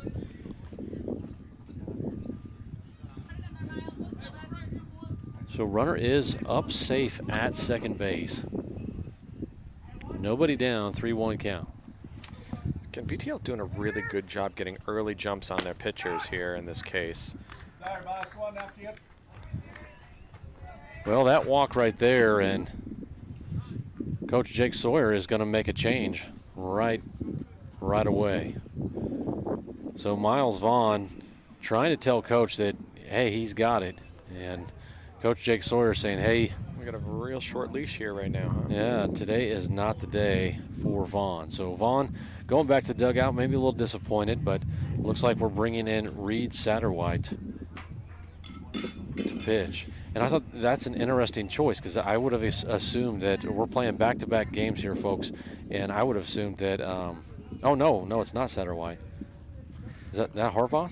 Yeah, Satterwhite's going to go to third, I believe. Okay, so that makes more sense because I assumed that Satterwhite was going to probably work behind the dish here in game 2. I would assume that you're correct, and I would assume that we might see Boston playing a little third depending on what the pitching situation might need to do. Now that Cooper's in here, who knows, still, if Cooper ends up throwing a lot of pitches, they're not going to want him making that hard throw from third to first very often. That's not how you take care of a guy that's just pitched for you. Well, we're not in a terrible situation. We've got runners on first and second, so there'd be a force out at any base. Yep. And you can tell Coach Sawyer's wanting to win this one. He's bringing in Cooper Harvath. And when you talk about some of the pitching folks that we have that we could bring into the game, you look at like possibly a Kilman or a Harvath if you're really still feeling like, gosh, we've got a chance to win this game. And so he brought in Vaughn and put him on a short leash, didn't quite get it. And so now Harvath has that opportunity. Yep. And I guess the hope here is going to be to keep him minimized, right? To limit the number of pitches that he throws here so that he might be useful to us maybe in a championship bracket or a bracket play. Right. And that's what we've seen. And now the infield coming together at the mound. Going to talk about that infield situation and get on the same page with maybe the pitch calls as well. So this is batter number 14 stepping into the box for BTL, Carbajo. Yeah, BTL doing a good job of keeping us on our toes with those names. Yeah, yep. We're running the gamut globally with language structures and last names here. So Harvath working from the stretch. Starts a little off speed, but that's ball one.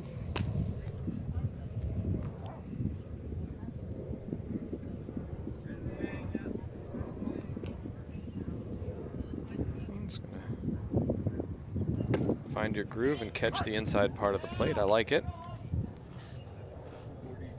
I think too often we don't see guys coming to the inside of the plate, especially early. And I like being able to own that whole plate. Showing bunt. He lays it down. Townsend's going to field it. No throw there. And I don't know if he just didn't have the right angle at first, but I think he looked somewhere else first. He looked at third first, and then he looked back over to first, and he didn't have a line to get to the first baseman. The runner is blocking that throw by the time he's ready to make that throw. So not a great sequence there for MacNSeitz. Bases loaded now, nobody down. And you would have liked to have come up with an out right there. Yeah. I think that's right. But, you know, sometimes when the situation comes down in the way that it did, and Townsend elected not to make a throw right there, not going to make an error or, you know, give up a run. And so he may have saw something that we didn't quite catch. Yeah, I think if he throws to first there, that runner comes back. And you got to know if Valdez is ready to gun it back to the catcher or not. He's on the wrong side of the bag to make that play.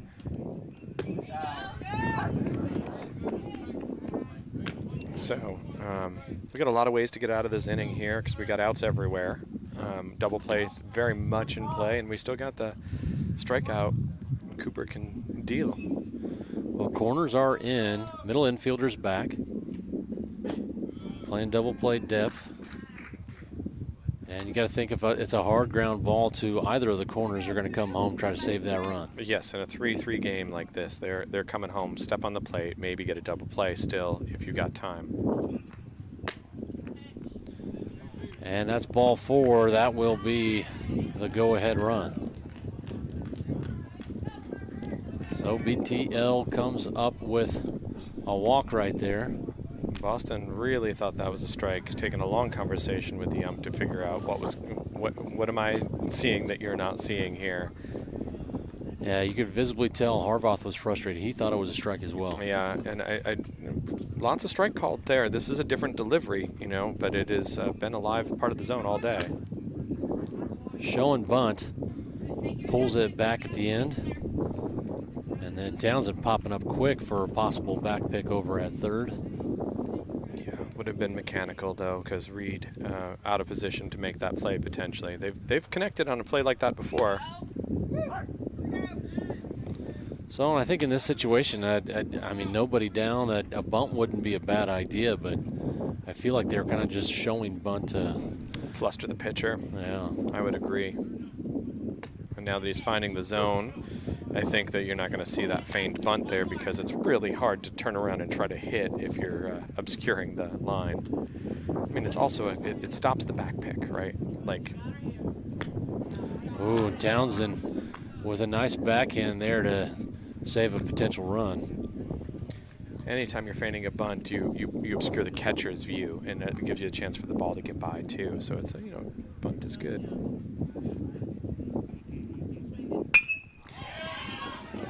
And a line drive just over shortstop will bring in 1 run. We've got to keep it from scoring 2 here. We got 2 runners on third base here. Oh. So 2 runs in now. 5-3 game. So MacNSeitz coming up with an out over there at third, but not before a couple of runs come home. Yeah, it's one of those situations there. They took the easy out at third, but that could have been prevented that run at home plate. You know, like, hey, tough. That's a fast action game out there. Guys did the best they could with what they had.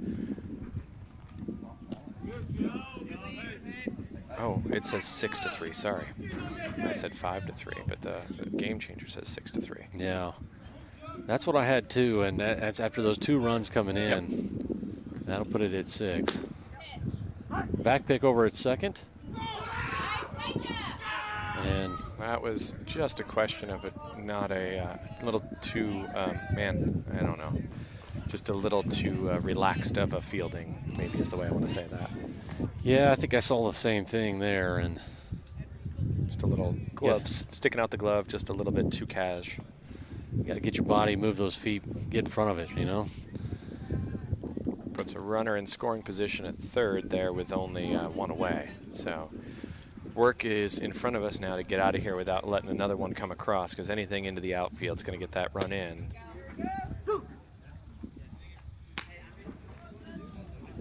So that's that spot.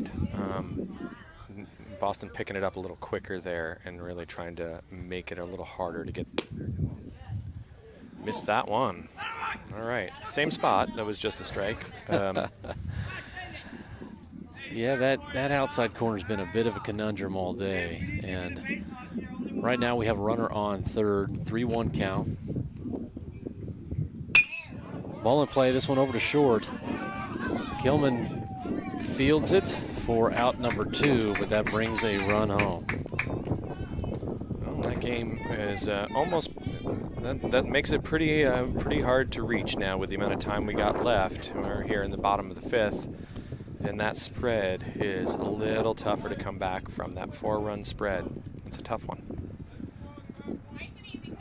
Well, we really need to get through this half inning here and hope for another chance at the plate. Game time should be about 15 minutes left of game time, so we're not short on time here necessarily, but we need a big inning to work quickly there to be able to get those runs back, especially since we're the away team. So this next inning, this next half inning is our moment. So a little off speed down in the turf, trying to get him chasing, but I like that you made the correction. I keep saying down in the dirt, even though it's the turf. It's hard to not say down in the dirt. But man, do I appreciate the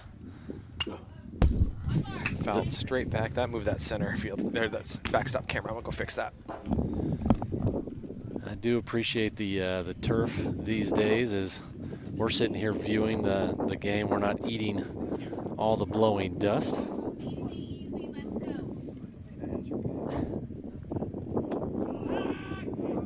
And Harvoth struggling with a little control here. So one of our camera crew got that fixed. I got up to go do it, but Delana was on it.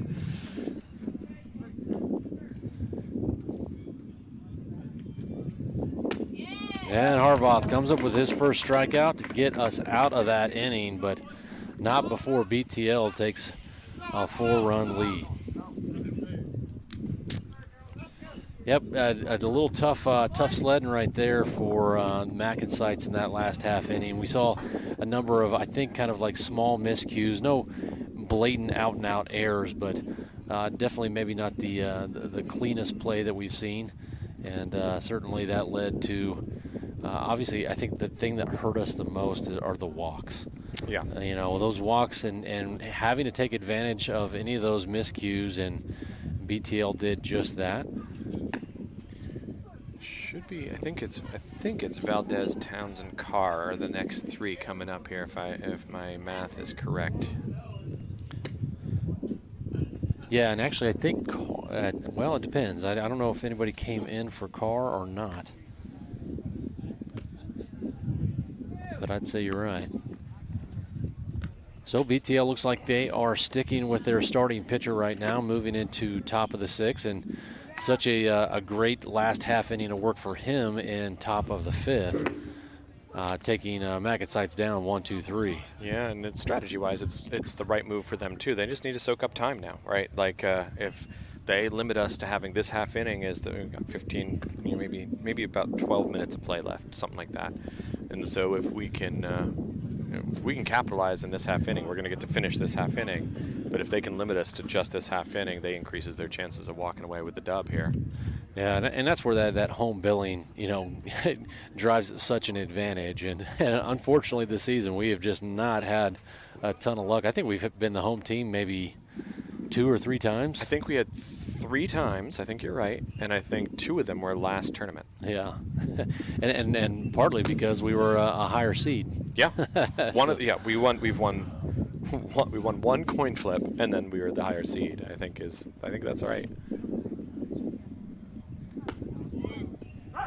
Top part of the zone, strike called. So 1-1. So Valdez with a good day at the plate, couple of singles.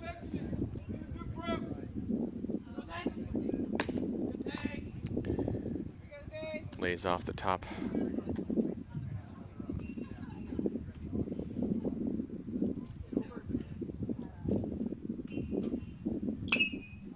Fouls that one out left side. Now leaving up the count now, 2-2. So not a ton of energy coming out of the MacNSeitz dugout just yet, but I would say it's pretty quiet all the way around. I think that the Bloom is a little wilted at this point for everybody out there on the field. Wow. Trying to land that off speed in the top of the zone, and a great job following that one off, because that one could have just clipped that top part there. well, looking to go oppo, there's quite a little bit of room out there left of that left fielder. And living just a little dangerously as everyone holds their breath waiting for the call. Well, he's 50-50 on the pitcher rather is 50-50 on getting the call on that top part of the zone. Tries to go to the bottom and misses, so that'll put him on. So a leadoff walk for Valdez, and that'll bring up number 36, Boston Townsend. And I'm gonna bet a pitching change is happening right here. So BTL coaching staff making his way, asks for the ball and gives a pat on the butt for a well-pitched game for the BTL starting pitcher. So pretty good job, only giving up 3 runs and making it to the top of the 6th. Bring in their left fielder. And folks, we'll take a short break here while BTL warms up their pitcher. Thanks for joining us, folks. If you are watching, drop a like on our video. We sure appreciate it. Or leave us a comment, and make sure you're reaching out to your athletes after the game and congratulating them on a well-fought battle. We'll see how this one is going to transpire next.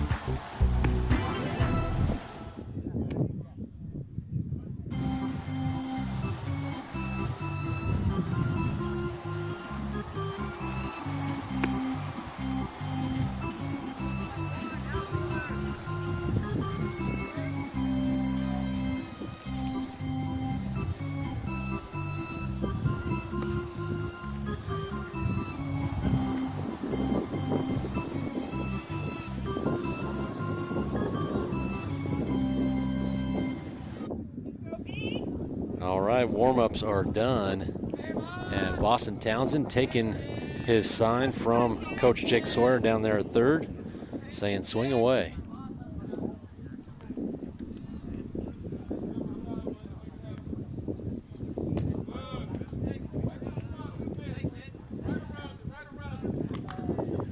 So their catcher wondering where that one missed. It's inside. Get it? I relate to him and double checking for his pitcher there. That one misses outside, so 2 pitches, 2 balls. I think patience is the name of the game with a new pitch coming in, right? You're now you're sort of a de facto leadoff when you got a new pitcher rather. Definitely a little bit of a velocity bump, at least from from what it looks like from the eye, right? Yeah, that one catching the outside part of the plate for a strike there. Good spot it's where we've been living a lot today. So one we got to defend, but maybe not one we want to drive.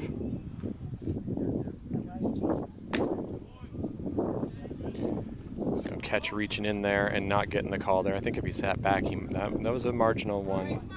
Definitely outside, but gettable there. So 3 balls in this at-bat, 1 strike. So a hitter's count for Townsend right now. Valdez out there at first. He goes oppo. That one gets through the infield. Yeah, good situational hitting there. And so maybe a little bit of life left here for MacNSeitz. Nobody down. That's going to bring up number 5, Brooks Carr. So we had some conservative base running there. It was Zane staying pretty close to the bag there, so not a huge jump to be able to, and obviously ball not hit deep enough in the outfield really to get an extra bag there. Yeah, I thought the outfield did a good job getting to that ball quickly and getting it in for sure. Opting to let Townsend run for himself today. Well, how about that? Up and out. I wonder if you asked Boston what his preference is, what it would be. I think, well, he loves running the bases. What he doesn't love is when he hasn't done it in a bunch to be doing it. You know, like this situation is fine. He's had more opportunities when he's playing other positions to run the bases. But, you know, high school season, you're being subbed in every single time. And so you get halfway through the season and you're running the bases for the first time. He didn't love that. And then, you know, I think that stands to reason, right? That there's some good thought behind that. Well, if you remember, he did get caught sleeping a little bit there. There was a play. He thought that the double play was made behind him and made a little base running error. And he's like, I just don't run the bases enough sometimes to be as tuned in as I need to be. Well, 2-1 count now for Carr. Chopped at. Foul. So takes a swing and hack at that one. Kind of steps back to try to get that bat barrel where he wanted it. And I think maybe fortunately kind of fouling that one off. Now 2-2 count. Big hole on the left side of the field there. The infield wide open. Missing wide. Good patience there. But you got the shortstop playing really close to second there, really attempting to keep that runner close, signaling to his catcher here. He wants that back pick.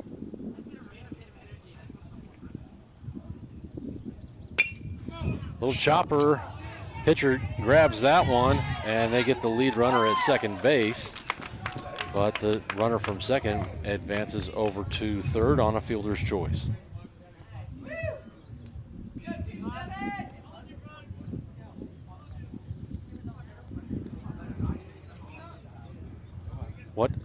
What is going on here? Are they saying he was not out? I saw Boston signal to Coach Sawyer that he was called safe. Now, I'm not sure. That's not a force play there. I mean, that is a force play, rather. That's not a tagging play, so there's no tag needed to get down. Are they saying that Boston slid in before the foot came down, I guess? Wow, I don't know how we should score that bad boy, but you know what it does is it puts...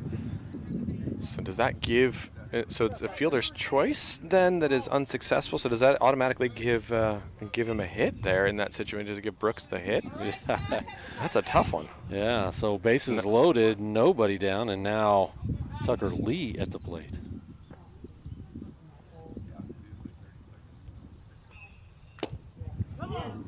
Big swing for a big moment here. Tuck got a chance to collect a couple RBIs and put us back in this game here. Hopefully he can keep the moment small and just do his normal job here. Not let it get away from him. Just keep his head, keep his body.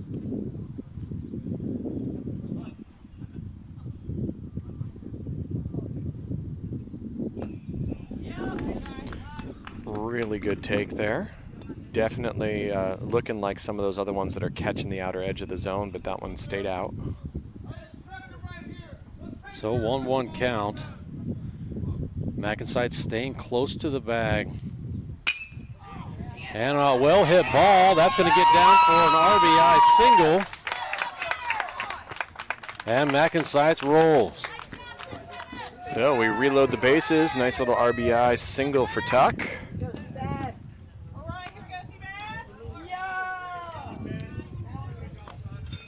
And am I right? Nobody down? Yeah, it was about to be one away, but Right. we're no outs right now. We're sitting in a good spot here. We said we had a lot of work to do with this inning, and this is the kind of situation you want to be in to do that work. Avoiding double plays is our job. So something in the air is definitely better than something on the ground if it's not in the gap here. Hard in the hole would be fantastic, but anything that's sort of like a weakly hit is not going to be helpful for us here. Well, Wingrove with a deep fly out and left on his last at-bat. And misses the bottom of the zone. That's a good pitch, just missing.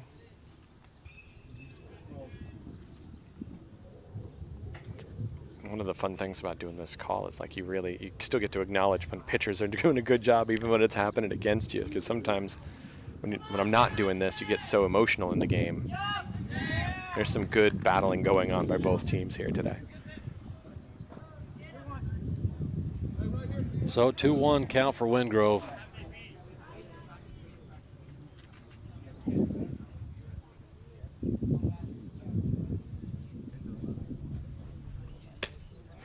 And he triggers on that one for a strike. That was a good pitch, had him fooled there. Good swing he put on it, but it definitely moving away from the hitter in that case. So I think the home plate umpire just called the time limit for the game, so this will be our last at-bat.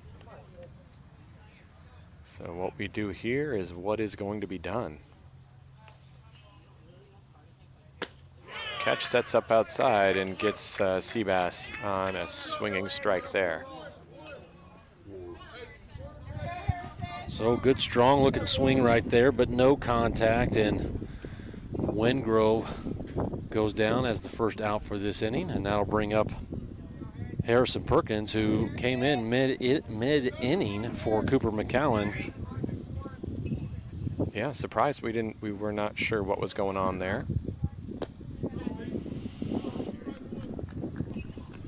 That one bounces a 1.5 feet in front of the plate, right into the catcher's mitt there, and so take for Perkins.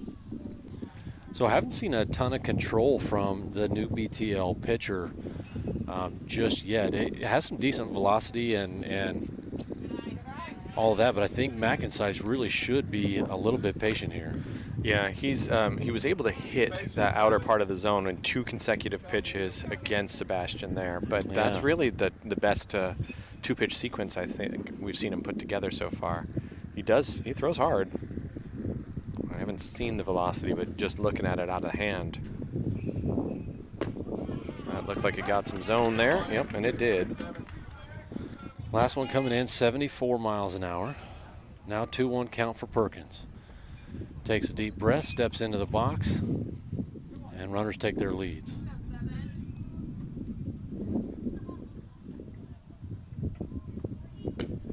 That's out. So continuing to try to work that outside of the plate. Yeah. He got swing and miss with that pitch. That's the only pitch he's really getting swing and miss with. So if that's what you're looking for, and that is what they're looking for here.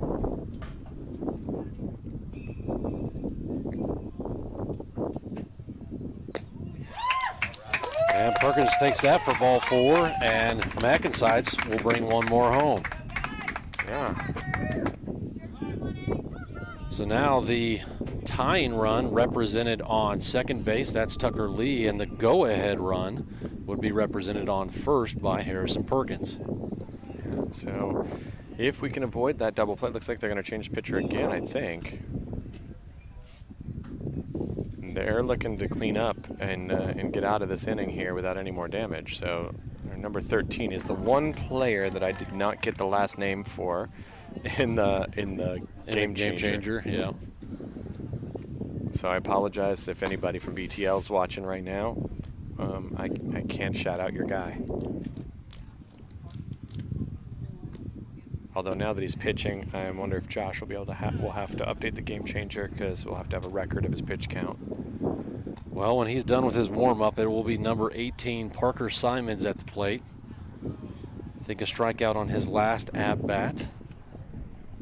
Parker is one of those athletes that he's got good exit velocity on the ball when he's able to get that bat on the ball. Had a home run over the fence over at Tiffany Springs, I think, last year. And so has the ability to hit for power. He's had a couple of extra base hits here this season, and going deep into a center field for a base clearing extra base hit. I thought he had a strikeout as well, but the box score says no, and so it says that he was walked, so he got a base on balls and must have put one in play otherwise. Okay. Yeah. Well, that's game changer for you, and I'm not sure what's correct here, but that's all I got to go on my memory. Who knows? I was trying to write those sequences down so we'd have them here in front of us and kind of get behind on it, working on these cameras and some of the audio equipment. But nevertheless, Parker Simons at the plate with a good opportunity here. Bases loaded, just one down.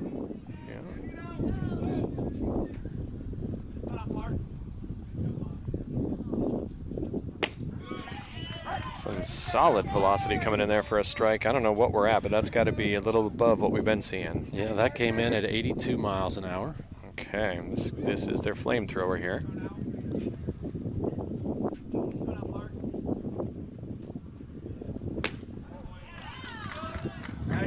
So big swing and a miss right there. Simon's just slightly behind that last pitch coming in 83 miles an hour, but man, just got to get the bat on it here. If you make some connection there, that ball is going to go somewhere. And it's going to be way. You can see the catcher setting way up outside. Not going to get that call even if it is a strike there. Catcher out of position. It's always tough. As a catcher, you're trying to help your pitcher. Sometimes you set up too far outside and you miss something that should be a strike. And that was a close one, but good take, turns out to be.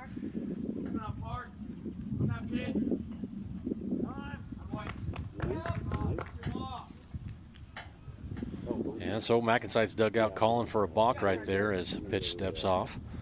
But umpires don't see it the same way. Now 1-2 count.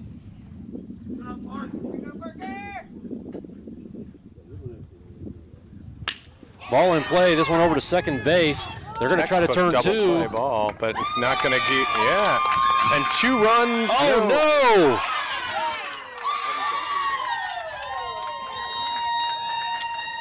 And that is going to do it for us here, folks.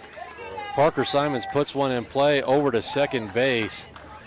They were going to try to run 2, but throw over at first not in time, and MacNSeitz aggressive on the base pass. Tries to send that tie run home. And a great throw by BTL from first to home, and they're able to get the runner out at home. I think they're questioning whether or not there was the catcher was blocking the plate on that play. I'm pretty sure he was. The way he was set up ahead of time, you can't set up to receive the ball straddling the line.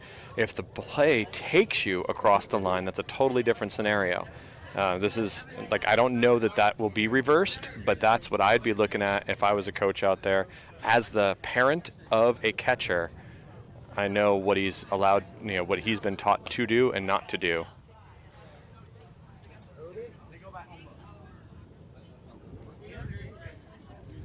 This is a situation where oftentimes you might call for a white hat, but I mean, when it really comes back down to it is one of the umpires had to see the catcher blocking it. Yep. And if they didn't see the catcher blocking it, then what can you do? That's right. You don't want him to take. Oh, they're going to want to see game footage. No, we can't do. You can't be getting into game footage here. they've got a representative at the field right here. And so they call the ball game in favor of BTL. And so, and what was an aggressive play, MacNSeitz doing a good job. And I tell you what, it was a close play here at the plate. One of those things that, man, do you send them, do you not send them? You can always go back in hindsight and try to try to gamify something like that. But a good effort by both teams. We're going to wish BTL good luck the rest of the way. And this is obviously just the first game in pool play. A lot of baseball yet to go. MacNSeitz will be back again here playing next. Game time was scheduled for 12. It looks like we'll get probably about 10 to 15 minutes, and then we'll be back with you live again. We appreciate you guys watching, and we'll be back here momentarily. Make sure you drop a like on our videos and leave a comment, folks. Man, a frustrating ending to an otherwise well-played game, and we'll see how MacNSeitz responds here next. I'm sorry about shouting into the mic there. I forgot that I didn't hit mute. All right, we'll see you all in the next one. I apologize if I got a little loud there.